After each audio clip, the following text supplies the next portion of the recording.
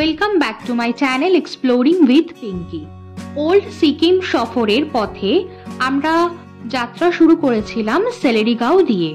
এইবার সেলেরিগাঁওকে বিদায় জানিয়ে আমরা বেরিয়ে পড়লাম আমাদের দ্বিতীয় গন্তব্যস্থান ঋষিখোলার উদ্দেশ্যে। ঋষিখোলা ঋষি নদীর তীরে পশ্চিমবঙ্গ ও সিকিম সীমান্তে অবস্থিত একটি নদী তীরবর্তী গ্রাম, যার নাম হলো ঋষিখোলা। স্থানীয় ভাষায় খোল মানে স্রোত এবং ঋষিখোলা জায়গাটির নাম স্রোত থেকেই এসেছে। বুদবুদ শহর কালিম্পং থেকে 2000 ফুট এবং 37 কিলোমিটার দূরে ঋষিখোলা তার নির্মল পরিবেশ এবং বিস্ময়কর চিত্রকল্পের মাধ্যমে অনেক প্রকৃতি প্রেমীদের হৃদয়কে মুগ্ধ করেছে। এই শান্ত ও নিরিবিলি জায়গাটি শহরের উন্মত্ত জনতা থেকে দূরে থাকার জন্য একটি আদর্শ গন্তব্য, যেখানে পর্যটকরা প্রকৃতিকে এর আদিম রূপে উপভোগ করতে পারে। ঋষিখোলা নদীর তীরে ক্যাম্পিং অনেক পর্যটকদের আগ্রহ এই জায়গাটির ওপর কিন্তু অনেক বেশি বাড়িয়ে তুলেছে।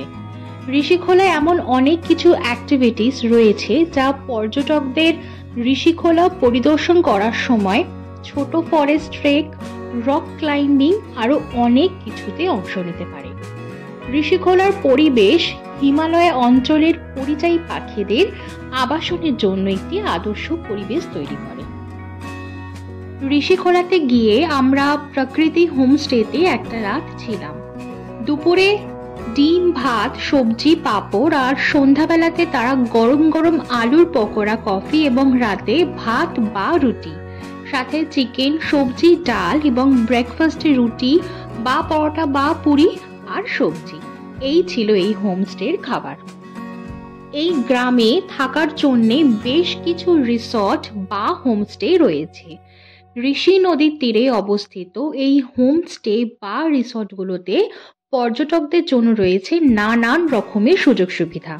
রয়েছে ওয়েস্টার্ন বাথরুম, ভেজ ও নন ভেজ খাবারের অপশন, 24 ঘন্টা বিদ্যুতের ব্যবস্থা, আরো নানান রকমের সুযোগ সুবিধা তারা প্রদান করে থাকে। এই ঋষিখোলা নদীর তীরে আছে একটা রিভার সাইড ক্যাফে, যেখানে আপনারা আপনাদের পছন্দ মতন যেটা আর কি অ্যাভেলেবল থাকবে খাবার অর্ডার করতে পারেন। আমি এবং মিস্টার সরকার চিলি ড্রাই পোর্ক এবং স্টিম মোমো অর্ডার করেছিলাম। শান্ত স্নিগ্ধ নদীর ধারে বসে বিকেলের স্ন্যাক্স খাওয়ার মজাটাই কিন্তু একটা আলাদা রকমের।